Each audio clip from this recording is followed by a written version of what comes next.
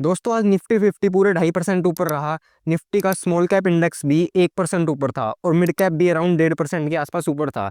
लेकिन आज ये कौन का स्मॉल कैप म्यूचुअल फंड इतना नीचे क्यों रहा? इसके पीछे एक बहुत ही ज़्यादा एक मेन रीज़न है जो इस वीडियो में मैं आपको बताऊंगा। बहुत सारी बल्क में सेलिंग हुई है, ज़्यादातर वो सेलिंग एक कंपनी में हुई है। वो कंपनी का नाम भी बताऊंगा और इस सेलिंग की वजह से आपके पोर्टफोलियो पे क्या असर पड़ेगा उसके बारे में भी बात करेंगे।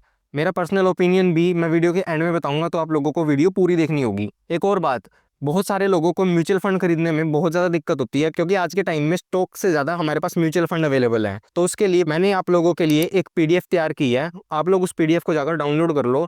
पीडीएफ डाउनलोड करते ही एक बार उसको ध्यान से पढ़ लो। जैसे ही उस पीडीएफ को पढ़ लोगे आपको कम से कम इतनी बेसिक नॉलेज हो जाएगी खुद से, बिना किसी के सजेशन से, आप लोगों को म्यूचुअल फंड में कैसे इन्वेस्ट करना है।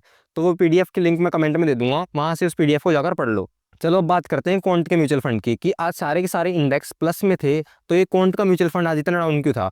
उसके पीछे का रीज़न है ये, आज बहुत ज़्यादा बल्क में सेलिंग हुई है अडानी के स्टॉक्स की। क्वांट म्यूचुअल फंड, जैसे कि मैंने आप लोगों को बहुत सारी पिछली वीडियोस में भी बताया है कि ये वाला म्यूचुअल फंड ना बहुत ज़्यादा रिस्की है और इसीलिए इसने पिछले 10 सालों में इतना अग्रेसिव रिटर्न्स बना के दिए हैं। तो मैंने ये वाली बात आपको इस वाली वीडियो में भी बताई थी कि क्वांट म्यूचुअल फंड बहुत ज़्यादा एग्रेसिव टाइप के इन्वेस्टर्स के लिए है। सिर्फ वही इन्वेस्टर इसमें इन्वेस्ट करो जो बहुत ज़्यादा हाई रिवॉर्ड लेकिन हाई रिस्क लेने के लिए कैपेबल हो। तो इसी का एक प्रदर्शन इस वाले म्यूचुअल फंड ने आज भी कर दिया। बहुत ही ज़्यादा बल्क में सेलिंग कर दी अडानी की स्टॉक्स की। यही चीज़ इन्होंने 2023 में भी करी थी, जब हिंडनबर्ग की रिपोर्ट आई थी। उस टाइम भी इन्होंने अडानी के स्टॉक्स धड़ाधड़ बेच दिए थे और आज भी इन्होंने अडानी के स्टॉक्स बहुत ज़्यादा सेल करे हैं, जिसकी वजह से हमें 2% डाउन में दिखा कौन का स्मॉल कैप म्यूचुअल फंड। और बहुत सारे म्यूचुअल फंड इन्वेस्टर इसी वजह से घबराए हुए हैं।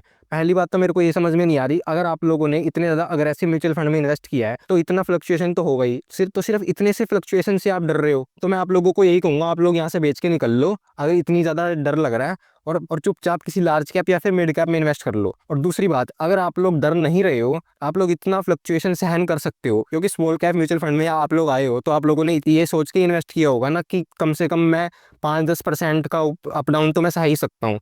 तो ये बस वही नॉर्मल फ्लक्चुएशंस है। अभी भी फंड के फंडामेंटल्स बहुत ज़्यादा स्ट्रॉन्ग है और इसमें अभी कोई दिक्कत दिख नहीं रही है। सेम टू सेम वही वाली अप्रोच फॉलो कर रहा है ये म्यूचुअल फंड जो पहले किया करता था, और इसी अप्रोच की वजह से इस म्यूचुअल फंड ने बहुत ज़्यादा अच्छे रिटर्न बना के भी दिए हैं। तो अगर 25-30% का आप लोगों ने एम लेकर चला था कि इस वाले म्यूचुअल फंड से शायद इतना परसेंटेज हमें मिल सकती है, अगर इतना एम लेकर चल रहे हो ना, तो इतना रिस्क लेने की क्षमता भी रखो। तो ठीक है, इतनी बात आ गई समझ में कि अगर आप लोग अग्रेसिव रिटर्न्स चाहते हो तो इतना फ्लक्चुएशन से कोई डरने वाली बात नहीं है। और अगर आप लोगों का ज़्यादातर पैसा स्मॉल कैप म्यूचुअल फंड में लगा हुआ था तो ये थोड़ा सा सही टाइम है थोड़ा सा डाइवर्सिफाई करने का, क्योंकि लार्ज कैप भी अभी बहुत ज़्यादा डाउन चल रहा था और मिड कैप भी। तो थोड़ा थोड़ा फंड वहाँ पर एलोकेट कर सकते हो। कौन से थोड़ा सा कम एग्रेसिव म्यूचुअल फंड की तरफ जाना हो तो आप लोग निप्पॉन और एसबीआई का म्यूचुअल फंड भी देख सकते हो। मैंने पूरा कंपैरिजन पिछली वाली वीडियो में करके बताया था, तो वो वाली वीडियो भी एक बार ध्यान से देख लेना। और कंफ्यूजन का मैंने आप लोगों को अच्छा खासा सोल्यूशन खुद बना के दिया है, नीचे कमेंट में पीडीएफ है, वो जाकर पढ़ो, वहाँ से डाउनलोड भी कर सकते हो। एक बार वो वाली पीडीएफ पढ़ लोगे तो आप लोगों को किसी की टिप के भरोसे नहीं इन्वेस्ट करना पड़ेगा। आप अपने खुद की नॉलेज से एक अच्छा म्यूचुअल फंड सिलेक्ट कर सकते हो। वहाँ से जाके वो पीडीएफ भी डाउनलोड कर लेना। डेली ही मैं म्यूचुअल फंड और मार्केट की अपडेट्स देता रहता हूँ, तो हमारे यूट्यूब चैनल को सब्सक्राइब कर दो। अगर आप लोगों को अभी भी कोई क्वेश्चन रहेगा या कोई ओपिनियन देना हो इस वीडियो के बारे में तो आप लोग कमेंट सेक्शन में दे सकते हो। वीडियो को जब तक के लाइक कर दो, मैं मिलूंगा नेक्स्ट वीडियो में।